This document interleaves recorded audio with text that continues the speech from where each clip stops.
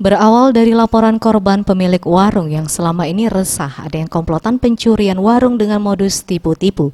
Akhirnya jajaran tim Reskrim Polsek Talang Ubi berhasil membekuk dua kawanan pencurian yakni BD dan SN.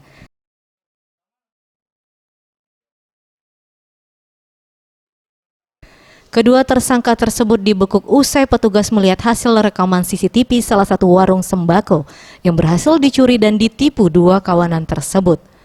Kanit Reskrim Polsek Talang Ubi Ifda Arafa menjelaskan bahwa kedua pelaku merupakan spesialis kawanan pencurian serta penipuan warung dan atas ulahnya, kedua pelaku terancam hukuman penjara 9 tahun dengan melanggar pasal 363 KUHP.